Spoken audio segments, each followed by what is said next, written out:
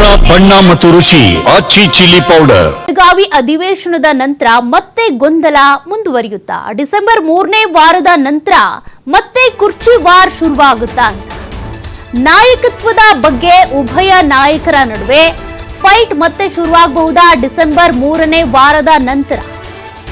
ಈಗಾಗಲೇ ಜಂಟಿ ಸುದ್ದಿಗೋಷ್ಠಿ ಮೂಲಕ ಹೇಳಿದ್ದಾರೆ, ಯಾವುದೇ ಫೈಟ್ ಇಲ್ಲ, ಕಿತ್ತಾಟ ಇಲ್ಲ, ನಾಯಕತ್ವ ಬದಲಾವಣೆ ಇಲ್ಲ, ಹೈಕಮಾಂಡ್ ಏನ್ ಹೇಳುತ್ತೋ ಹಾಗಿರ್ತೀವಿ ಅಂತ. ಬಟ್ ಹೈಕಮಾಂಡ್ ಮಾತಿಗೆ ಬದ್ಧವೆಂದ್ರೂ ಕೂಡ ಪಟ್ಟು ಸಡಿಲಿಸದ ಇಬ್ಬರು ಸಚಿವ ಸಂಪುಟ ಪುನಾರಚನೆಗೆ ಬಿಗಿ ಪಟ್ಟನ್ನ ಹಿಡಿದಿರುವಂತ ಸಿದ್ದರಾಮಯ್ಯ ಅತ್ತ ಸಿಎಂ ಕುರ್ಚಿಗೆ ಪಟ್ಟು ಹಿಡಿದಿರುವಂತ ಡಿಸಿಎಂ ಡಿಕೆ ಶಿವಕುಮಾರ್. ಹೀಗಾಗಿ ಅಧಿವೇಶನದ ಬಳಿಕ ಮತ್ತೆ ಫೈಟ್ ಶುರುವಾಗುವಂತ ಸಾಧ್ಯತೆ ಇದೆಯಾ ಅಂತ ಬಹಿರಂಗವಾಗಿ ಎಷ್ಟೇ ಹೇಳಿಕೆಗಳನ್ನ ಕೊಟ್ಟರೂ ಕೂಡ ನೋಡಿ, ಈಗ ಡಿಕೆ ಶಿವಕುಮಾರ್ ಹೇಳಿದ್ರು, ಇನ್ಮೇಲೆ ಏನೂ ರಾಜಕಾರಣ ಇರೋದಿಲ್ಲಪ್ಪ, ನಾವು ಸರ್ಕಾರವನ್ನು ನೋಡ್ಕೊಂಡು ಹೋಗ್ತೀವಿ, ಜನರ ಸೇವೆ ಮಾಡ್ಕೊಂಡು ಹೋಗ್ತೀವಿ, ಒಣ ಬಡ್ದಾಟನೂ ಇಲ್ಲ, ಹಾಗೆ ಹೀಗೆ ಅಂತ. ಬಟ್ ಹಂಗಿದ್ರೂ ಕೂಡ ಡಿಸೆಂಬರ್ 3ನೇ ವಾರದ ನಂತರ ಅಂದ್ರೆ ಬೆಳಗಾವಿಯ ಚಳಿಗಾಲದ ಅಧಿವೇಶನ 8ನೇ ತಾರೀಕಿನಿಂದ ಶುರುವಾಗುತ್ತೆ. ಆ 3ನೇ ವಾರದ ನಂತರ 10 ದಿನಗಳ ಕಾಲ ಚಳಿಗಾಲದ ಅಧಿವೇಶನ ನಡೆಯುತ್ತೆ. ಆ ಸಂದರ್ಭದಲ್ಲಿ ವಿಪಕ್ಷಗಳ ಟೀಕೆಗಳಿರ್ಬಹುದು, ವಿಪಕ್ಷಗಳು ಏನೇ ಪ್ರಶ್ನೆ ಮಾಡಿದ್ರು ಕೂಡ ಸಿಎಂ ಆಗಿ ನಾನು ಸ್ಟ್ರಾಂಗ್ ಆಗಿ ಸಿಎಂ ಕುರ್ಚಿಯಲ್ಲಿದ್ದೀನಿ, ಡಿಸಿಎಂ ಆಗಿ ಕೆಪಿಸಿಸಿ ಅಧ್ಯಕ್ಷನಾಗಿ ನಾನು ಭದ್ರವಾಗಿ ಇದ್ದೀನಿ ಅಂತ ಇವರಿಬ್ಬರು ಗುರುತಿಸ್ಕೊಳ್ಳೋದಾ? ತದನಂತರದಲ್ಲಿ ಮತ್ತೆ ಫೈಟ್ಗಳು, ಜಗಳಗಳು ಶುರುವಾಗುತ್ತಾ? ಮತ್ತಷ್ಟು ಡೀಟೇಲ್ಸ್ ಕೊಡ್ತಾರೆ ಪ್ರತಿನಿಧಿ ಶಿವಕುಮಾರ್. ಈಗಾಗಲೇ ಇವತ್ತು ಬೆಳಗ್ಗೆ ಅಷ್ಟೇ ಜಂಟಿ ಸುದ್ದಿಗೋಷ್ಠಿ ಮೂಲಕ ಸಿದ್ದರಾಮಯ್ಯನವರು ಡಿಕೆ ಶಿವಕುಮಾರ್ ಅವರು ಹೈಕಮಾಂಡ್ ಮಾತಿಗೆ ಬದ್ಧ ಅಂತ ಹೇಳಿದ್ದಾರೆ. ಬಟ್ ಚಳಿಗಾಲದ ಅಧಿವೇಶನದ ನಂತರದಲ್ಲಿ ಮತ್ತೆ ಕುರ್ಚಿ ಫೈಟ್ ಶುರುವಾಗುತ್ತಾ? ಇಬ್ರು ಕೂಡ ನಾನು ಸಿಎಂ ಆಗಬೇಕು ಅಂತ ಡಿಕೆ ಶಿವಕುಮಾರ್ ಅವರು, ಜೊತೆಗೆ ಸಚಿವ ಸಂಪುಟ ಪುನಾರಚನೆ ಮಾಡಬೇಕು ಅಂತ ಸಿಎಂ, ಈ ರೀತಿ ಪಟ್ಟು ಹಿಡಿದಿದ್ದಾರೆ ಎನ್ನಲಾಗ್ತಾ ಇದೆ. ಹಾಗಾಗಿ ಮತ್ತೆ ಫೈಟ್ ಶುರುವಾಗುತ್ತಾ?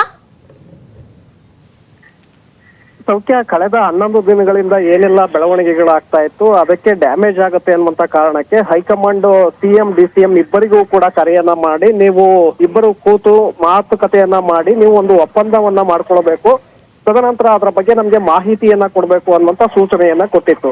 ಒಂದು ವೇಳೆ ನೀವು ಇದೇ ರೀತಿಯಾಗಿ ಮುಂದುವರೆದಿದ್ದೆ ಆದ್ರೆ ಅನಿವಾರ್ಯವಾಗಿ ನಾವು ತಟಸ್ಥ ವ್ಯಕ್ತಿಯನ್ನ ಸ್ಥಾನಕ್ಕೆ ತಂದು ಕೂರಿಸಬೇಕಾಗತ್ತೆ ಅನ್ನುವಂತಹ ಎಚ್ಚರಿಕೆಯನ್ನು ಕೂಡ ರವಾನೆ ಮಾಡಿತ್ತು.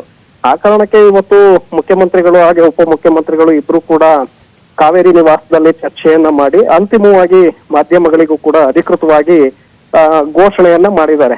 ನಾವು ಈ ರೀತಿಯಾಗಿ ಚರ್ಚೆಯನ್ನ ಮಾಡಿದ್ದೇವೆ, ಹೈಕಮಾಂಡ್ ನಿರ್ಧಾರಕ್ಕೆ ನಾಯಕತ್ವ ಬದಲಾವಣೆ ವಿಚಾರದ ಬಗ್ಗೆ ಏನೆಲ್ಲ ಚರ್ಚೆಗಳು ಗೊಂದಲಗಳು ಮೂಡಿತ್ತು ಅದನ್ನ ಹೈಕಮಾಂಡ್ ಅಂಗಳಕ್ಕೆ ಬಿಟ್ಟಿದ್ದೇವೆ, ಹೈಕಮಾಂಡ್ ಯಾವ ನಿರ್ಧಾರವನ್ನ ತೆಗೆದುಕೊಳ್ಳುತ್ತೆ ಅದಕ್ಕೆ ನಾವು ಇಬ್ರು ಕೂಡ ಬದ್ಧರಾಗಿದ್ದೇವೆ ಅನ್ನುವಂತ ಮಾತನ್ನ ಮಾಧ್ಯಮಗಳ ಮುಂದೆ ಇಬ್ಬರು ನಾಯಕರು ಹೇಳಿದ್ದಾರೆ. ಅಲ್ಲಿಗೆ ಇಲ್ಲಿಯವರೆಗೆ ಏನೆಲ್ಲ ಪರೋಕ್ಷವಾಗಿ ತೆರೆಮರೆಯಲ್ಲೇ ತಂತ್ರಗಾರಿಕೆಗಳು ನಡೀತಾ ಇತ್ತು ಅದೆಲ್ಲದಕ್ಕೂ ಕೂಡ ಇವತ್ತಿನಿಂದ ಬ್ರೇಕ್ ಬಿದ್ದಂತೆ ಕಾಣಿಸ್ತಾ ಇದೆ.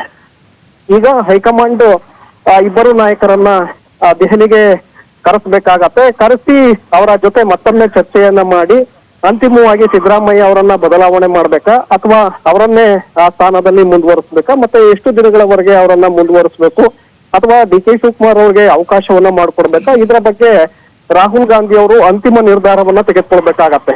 ಸೊ ಅಲ್ಲಿಯವರೆಗೂ ಕೂಡ ಈಗ ತಾತ್ಕಾಲಿಕವಾಗಿ ಇದು ಬ್ರೇಕ್ ಬಿದ್ದಿದೆ. ಏನೆಲ್ಲ ಚರ್ಚೆಗಳು, ಆರೋಪ, ಶಾಸಕರ ದೆಹಲಿ ಪೆರೇಡು, ಹಾಗೆ ಇಲ್ಲಿ ಸಿಎಂ ಕಡೆ ಆಪ್ತ ಸಚಿವರ ಡಿನ್ನರ್ ಮೀಟಿಂಗ್ಗಳು, ಇದೆಲ್ಲದಕ್ಕೂ ಕೂಡ ಈಗ ಬ್ರೇಕ್ ಬಿದ್ದಿದೆ. ಅಂದ್ರೆ ಇನ್ನಷ್ಟು ಸಮಯಾವಕಾಶ ಇದೆ, ಅಲ್ಲಿವರೆಗೂ ನಾವು ಸೈಲೆಂಟ್ ಆಗಿರ್ಬೇಕು ಅನ್ನುವಂತ ಮೆಸೇಜ್ ಅನ್ನ ಇವತ್ತು ಇಬ್ಬರು ನಾಯಕರು ತಮ್ಮ ತಮ್ಮ ಬಣದ ನಾಯಕರಿಗೆ ರವಾನೆ ಮಾಡಿದ್ದಾರೆ.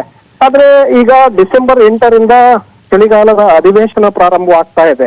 ಆ ಕಡೆ ರಾಷ್ಟ್ರೀಯ ಮಟ್ಟದಲ್ಲಿ ನಾಳೆಯಿಂದ ಡಿಸೆಂಬರ್ 1ರಿಂದ ಪಾರ್ಲಿಮೆಂಟ್ ಸೆಷನ್ ಕೂಡ ಪ್ರಾರಂಭವಾಗ್ತಾ ಇದೆ. ಹಾಗಾಗಿ ಹೈಕಮಾಂಡ್ ನಾಯಕರಿಗೂ ಕೂಡ ಈ ಕಡೆ ಗಮನ ಕೊಡೋದಕ್ಕೆ ಸಮಯಾವಕಾಶ ಇಲ್ಲ. ಯಾಕಂದ್ರೆ ಲೋಕಸಭೆಯಲ್ಲಿ ಪ್ರತಿಪಕ್ಷ ನಾಯಕರಾಗಿ ರಾಹುಲ್ ಗಾಂಧಿ ಅವರು ಇದ್ರೆ, ಮೇಲ್ಮನೆಯಲ್ಲಿ ಮಲ್ಲಿಕಾರ್ಜುನ್ ಖರ್ಗೆ ಅವರು ಪ್ರತಿಪಕ್ಷ ನಾಯಕರು. ಹಾಗಾಗಿ ಇಬ್ಬರೂ ಕೂಡ ಅಲ್ಲಿ ಇರ್ಲೇಬೇಕಾಗತ್ತೆ. ಯಾಕಂದ್ರೆ ಅಲ್ಲಿನ ಕೇಂದ್ರ ಸರ್ಕಾರದ ಲೋಪದೋಷಗಳನ್ನ ಎತ್ತಿ ಹಿಡಿಯುವಂತ ಪ್ರಯತ್ನವನ್ನ ಅವರು ಅಲ್ಲಿ ಮಾಡ್ಬೇಕಾಗತ್ತೆ. ಹಾಗಾಗಿ ರಾಜ್ಯದ ಕಡೆ ಅವರು ಗಮನವನ್ನ ಸದ್ಯಕ್ಕೆ ಕೊಡೋದಕ್ಕೆ ಸಾಧ್ಯ ಇಲ್ಲ. ಈ ಕಡೆ 8ರಿಂದ ಅಧಿವೇಶನ ಪ್ರಾರಂಭ ಆಗೋದ್ರಿಂದ ಈಗಾಗಲೇ ಅವಿಶ್ವಾಸ ನಿರ್ಣಯವನ್ನ ಮಂಡಿಸ್ಬೇಕು ಅನ್ನುವಂತ ಚಿಂತನೆಯನ್ನ ಬಿಜೆಪಿ ನಾಯಕರು ಮಾಡ್ತಾ ಇದ್ರು. ಯಾಕಂದ್ರೆ ಸಿದ್ದರಾಮಯ್ಯನವ್ರಿಗೆ ಅಗತ್ಯ ಸಂಖ್ಯಾಬಲ ಇಲ್ಲ, ಹಾಗಾಗಿ ಅವಿಶ್ವಾಸ ನಿರ್ಣಯವನ್ನ ಮಂಡಿಸೋದಕ್ಕೆ ಅವರು ಕೂಡ ಮುಂದಾಗಿದ್ರು. ಇದನ್ನ ಅರಿಕೆ ಇಬ್ಬರು ಇವತ್ತು ತಾತ್ಕಾಲಿಕವಾಗಿ ಬ್ರೇಕ್ ಅನ್ನ ಹಾಕಿದ್ದಾರೆ. ಆದ್ರೆ ಅಧಿವೇಶನ 19ಕ್ಕೆ ಮುಕ್ತಾಯ ಆಗತ್ತೆ. ತದನಂತರದಲ್ಲಿ ಮತ್ತೆ ಈ ಫೈಟ್ ಶುರು ಆಗೇ ಆಗತ್ತೆ. ಯಾಕಂದ್ರೆ ಈ ಕಡೆ ಸಿದ್ದರಾಮಯ್ಯನವರು ಸಂಪುಟ ಪುನರಚನೆ ಆಗ್ಲೇಬೇಕು ಅಂತ ಹೇಳಿ ಪಟ್ಟಿಡಿದು ಕೂತಿದ್ದಾರೆ. ಇನ್ನೊಂದು ಕಡೆ ಡಿ ಕೆ ಶಿವಕುಮಾರ್ ಸಿಎಂ ಆಗ್ಬೇಕು ಅಂತ ಹೇಳಿ ಅವರು ಕೂಡ ಪಟ್ಟನ್ನ ಸಡ್ಲ ಮಾಡ್ತಾ ಇಲ್ಲ. ಆ ಕಾರಣಕ್ಕೆ ಮತ್ತೆ ಅಲ್ಲಿಯವರೆಗೆ ತಾತ್ಕಾಲಿಕವಾಗಿ ಬ್ರೇಕ್ ಬಿದ್ರು ಸದನ ನಡೆದ ನಂತರ ಮತ್ತೆ ಇದು ಮುನ್ನೆಲೆಗೆ ಬರುತ್ತೆ. ಆಗ ಮತ್ತೆ ಫೈಟ್ ಇಬ್ಬರ ನಡುವೆ ಮುಂದುವರಿಯುವಂತ ಲಕ್ಷಣಗಳು ಕೂಡ ಇದೆ. ಸೌಖ್ಯ ಇಲ್ಲಿ ಡಿ ಕೆ ಶಿವಕುಮಾರ್ ಅವರು ಒಂದು ಹೇಳಿಕೆ ಕೊಟ್ರು, ಇನ್ಮೇಲೆ ಏನಿದ್ರು ರಾಜಕಾರಣ ಇರೋದಿಲ್ಲ, ಬರೀ ಸರ್ಕಾರ ಜನರ ಸೇವೆ ಬಗ್ಗೆ ಯೋಚನೆ ಮಾಡ್ತೀವಿ, ಪಕ್ಷ ಸಂಘಟನೆ ಬಗ್ಗೆ ಅಂತ. ಇದೆಲ್ಲದೂ ಕೂಡ ಅಂದ್ರೆ ಈ ಚಳಿಗಾಲದ ಅಧಿವೇಶನ ಏನಿದೆ ಬೆಳಗಾವಿಯಲ್ಲಿ ನಡೆಯುವಂಥದ್ದು ಅಲ್ಲಿವರೆಗೂ ಮಾತ್ರ ಸೀಮಿತಾನ, ಪಕ್ಷಕ್ಕೆ ಡ್ಯಾಮೇಜ್ ಆಗಬಾರ್ದು, ವಿಪಕ್ಷಗಳಿಗೆ ಆಹಾರ ಕೊಡಬಾರ್ದು ಅನ್ನುವಂಥ ಕಾರಣಕ್ಕೆ ಈ ರೀತಿ ಮಾತನಾಡ್ತಿದಾರಾ, ಮತ್ತೆ ಫೈಟ್ ಇದ್ದೇ ಇರುತ್ತಾ ಅಂತ? ಸಹಜವಾಗಿ ಸೌಖ್ಯ. ಯಾಕಂದ್ರೆ ಈಗ ಸದನ ಪ್ರಾರಂಭ ಆದ್ರೆ ಪ್ರತಿಪಕ್ಷಗಳು ಇದನ್ನೇ ಮುಂದಿಟ್ಕೊಂಡು ಸರ್ಕಾರ ಮತ್ತೆ ಪಕ್ಷವನ್ನ ಸಾಕಷ್ಟು ಇಕ್ಕಟ್ಟಿಗೆ ತಿರುಗಿಸುವಂತ ಸಾಧ್ಯತೆಗಳಿರುತ್ತೆ. ಇದು ರಾಷ್ಟ್ರೀಯ ಮಟ್ಟದಲ್ಲಿ ಪಕ್ಷದ ಮಾನವನ್ನ ಹರಾಜಾಕತ್ತೆ ಒಂದು ವೇಳೆ ಏನಾದ್ರೂ ಈ ತಿಕ್ಕಾಟ ಗೊಂದಲಗಳು ಮುಂದುವರೆದಿದ್ದೇ ಆದ್ರೆ. ಆ ಕಾರಣಕ್ಕೆ ಇದಕ್ಕೆ ಬ್ರೇಕ್ ಹಾಕ್ಬೇಕು ಅನ್ನುವಂತ ನಿಟ್ಟಿನಲ್ಲಿ ಹೈಕಮಾಂಡ್ ಖಡಕ್ ವಾರ್ನಿಂಗ್ ಕೊಟ್ಟಿದೆ. ಆ ವಾರ್ನಿಂಗ್ ನಂತರವೇ ಈಗ ಇಬ್ಬರು ನಾಯಕರು ಎಚ್ಚೆತ್ತುಕೊಂಡು ಇವತ್ತು ಮಾತುಕತೆಯನ್ನು ನಡೆಸಿ ನಾವು ಒಗ್ಗಟ್ಟಾಗಿದ್ದೇವೆ ಅನ್ನುವಂತ ಒಂದು ಸಂದೇಶವನ್ನ ಸಾರಿದ್ದಾರೆ. ಆದ್ರೆ ಇದೆಲ್ಲವೂ ಕೂಡ ತಾತ್ಕಾಲಿಕ. ಅಂತಿಮವಾಗಿ ಹೈಕಮಾಂಡ್ ಮಧ್ಯಪ್ರವೇಶವನ್ನು ಮಾಡ್ಬೇಕಾಗತ್ತೆ, ಯಾವ್ದಾದ್ರೂ ಒಂದು ನಿರ್ಧಾರವನ್ನ ತೆಗೆದುಕೊಳ್ಬೇಕಾಗತ್ತೆ. ಸಿದ್ದರಾಮಯ್ಯನವರನ್ನ ಬದಲಾವಣೆ ಮಾಡೋದು ಅಥವಾ ಅವರನ್ನ ಮುಂದುವರಿಸೋದು ಅಥವಾ ಡಿ ಕೆ ಶಿವಕುಮಾರ್ ಅವ್ರಿಗೆ ಅವಕಾಶವನ್ನ ಮಾಡ್ಕೊಡೋದು, ಅದೆಲ್ಲವೂ ಕೂಡ ಆಫ್ಟರ್ ಸೆಷನ್ ನಂತರವೇ ನಡೆಯುತ್ತೆ.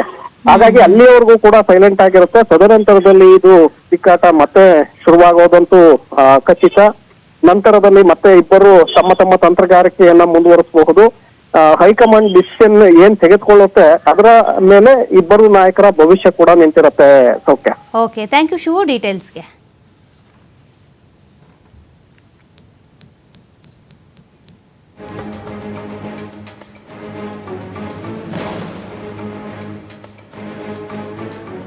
ನೋಡಿ, ಸಿಎಂ ಹಾಗೂ ಡಿಸಿಎಂ ಇಬ್ಬರು ಕೂಡ ಹೈಕಮಾಂಡ್ ನಾಯಕರ ಮಾತಿಗೆ ನಾವು ಬದ್ಧ.